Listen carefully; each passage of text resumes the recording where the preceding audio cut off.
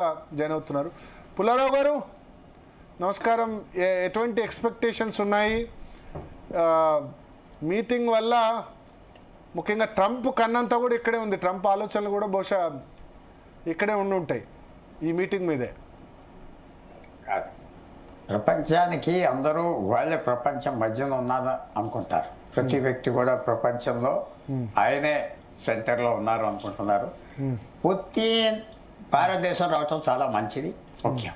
మనకి రష్యాకి 1971లో అగ్రిమెంట్ జరిగింది. ఆ అగ్రిమెంట్ స్నేహానికి అగ్రిమెంట్.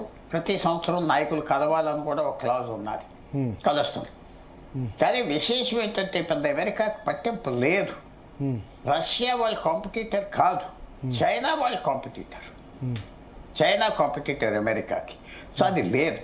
తర్వాత మనకి రష్యాకి మంచి సంబంధాలు ఉండినా ఆల్ వెదర్ ఫ్రెండా అంటే కొద్దిగా క్వశ్చన్ మార్క్స్ వస్తాయి. అక్కడక్కడ మనకి అంత యూస్ఫుల్గా లేరు, దూరం అయిపోయాం. సరే బాగానే ఉన్నారు, ఇప్పుడు బాగానే వచ్చారు, వెళ్తున్నారు. ప్రాబ్లం ఏంటంటే మనకి రష్యా సాయం చేయగలిగింది మినిమం సాయం. టెక్నాలజీ ఇవ్వలేదు, ఎంప్లాయ్మెంట్ ఇవ్వలేదు, మనమేం ఎక్స్పోర్ట్ చేసేది వాళ్ళకి అక్కర్లేదు.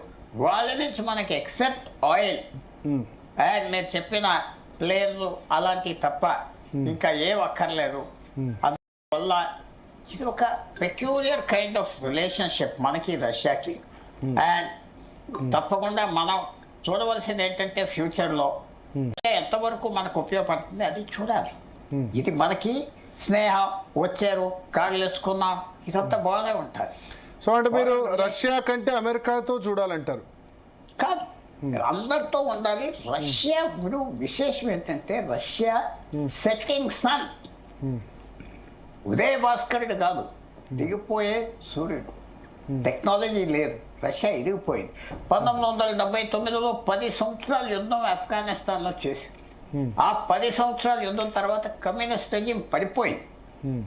ఇప్పుడు యుక్రెయిన్ యుద్ధం తర్వాత ఏ పరిణామాలు ఉంటాయో మనం చెప్పలేము. తర్వాత రష్యా కూడా టెక్నాలజీ ఇప్పుడు మనకి ఇచ్చే యుద్ధం ఇవన్నీ చేసే ఎంత పూర్వం కమ్యూనిస్ట్ గవర్నమెంట్లో తయారు చేసినాయి. ఆ రీసెర్చ్ లెబారెటరీలు ఇంకా పనిచేస్తున్నాయి, ఇచ్చారు, బాగానే ఉంది. కానీ ఫ్యూచర్ ఎక్కడ?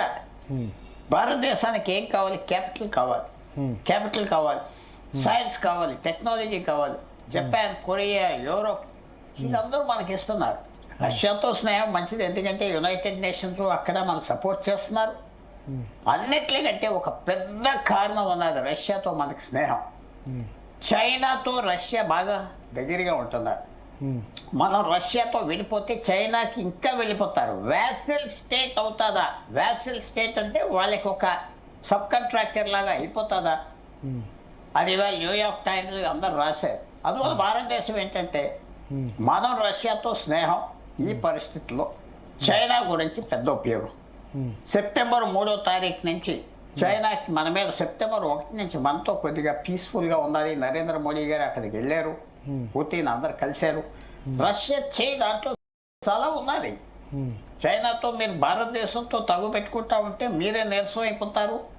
వాళ్ళు అమెరికా దగ్గరికి వెళ్తారు, యూరోప్తో వెళ్ళిపోతారు, మళ్ళీ వదిలేసి వెళ్ళిపోతారు అని పుతిన్. చైనా తగ్గింది. సో రష్యా మనకి ఎక్కడ ముఖ్యం అంటే చైనా సంబంధాల్లో ముఖ్యం, చాలా ముఖ్యం. తర్వాత పెద్ద కంట్రీ, పెద్ద ఫోర్స్, డౌట్ లేదు. కానీ పూర్తిగా ఈ స్నేహంతోనే అయిపోయిందంటే కరెక్ట్ కాదు. తర్వాత ప్రపంచం అంతా చూస్తున్నారంటే కరెక్ట్ కాదు. మన పక్క దేశాలు చూస్తున్నారు. రష్యా తగ్గింది. ఈవేళ G2 సూపర్ పవర్లో లేదు. ఒక యుక్రెయిన్తో యుద్ధం చేసి సాధించలేకపోతుంది. మర్చిపోదు.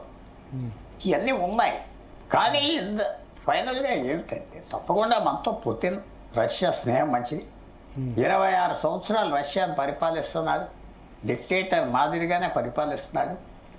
కొన్ని మంచి గుణాలు ఉన్నాయి. మనకి రష్యా అవసరం. మనతో స్నేహం లేకపోతే మిగతా మన విరోధాలతో స్నేహం చేస్తారు. కాబట్టి మనం వదలకూడదు. ఎంతో ఇన్వెస్ట్ చేసాం రష్యాలో. రష్యాను యుక్రెయిన్లో సపోర్ట్ చేయటం, ఎంతో గుడ్ విల్ మనకు పోయినా ఇన్వెస్ట్ చేసాం. అది రష్యన్ గవర్నమెంట్, రష్యన్ పీపుల్కి మన మీద ఒక మంచి మమకారం ఉన్నది. చైనా, ఇందాక మళ్ళీ చెప్పేది ఏంటంటే చైనా రష్యా సంబంధంలో భారతదేశానికి రష్యాతో స్నేహం చాలా ఇంపార్టెంట్. సో అందువల్ల ఈవేళ గొప్పగా వెల్కమ్ చేశారు మోడీ గారు. అవన్నీ కరెక్ట్, సరైన నిర్ణయమైనా ఎయిర్పోర్ట్ దాకా ఆయన వెళ్ళి రిసీవ్ చేసుకోవడం. కరెక్ట్ ఏం తప్పు లేదు. ఎందుకంటే ఫర్ ఎగ్జాంపుల్ యూఏఈ నుంచి వాళ్ళ ప్రెసిడెంట్ వాళ్ళ కిమ్ వచ్చినప్పుడు నరేంద్ర మోడీ ఎయిర్పోర్ట్కి వెళ్ళాడు. ఎందుకు వెళ్ళాడు? మన వాళ్ళు 10 లక్షల మంది అక్కడ పనిచేస్తారు. అరబ్స్కి ఏమిటంటే ట్రైబల్ కల్చర్, అరబ్స్కి మర్యాద, గౌరవం, లాయల్టీ, మాట అన్నీ అరబ్స్కి ఉన్నాయి. అరబ్స్ వాల్యూ చేస్తారు ఆ మర్యాద, గౌరవం ఎంత. సో మంచిది, తప్పులేదు. మెజర్డ్ రిసెప్షన్ అంటే మనం వాళ్ళని రిసీవ్ చేసుకోవాలి. దీనివల్ల లాభం ఏంటి? అంత పెద్ద లాభాలు ఉన్నాయి కాబట్టి వెళ్ళారు ఎయిర్పోర్ట్కి. అది మనం మర్చిపోకూడదు. అందువల్ల ఇది ఎలాగొస్తుంది, దీని ఫ్యూచర్ ఏంటి మనం రాను మనం చెప్పగలం, కానీ అప్పుడే చెప్పలేం. దీని బెనిఫిట్స్ ఏంటి తర్వాత చెప్పగలం. ఓకే. సో అమర్ గారు, సో ఎందుకంత ఇంపార్టెన్స్ ఇచ్చా అంటారు నరేంద్ర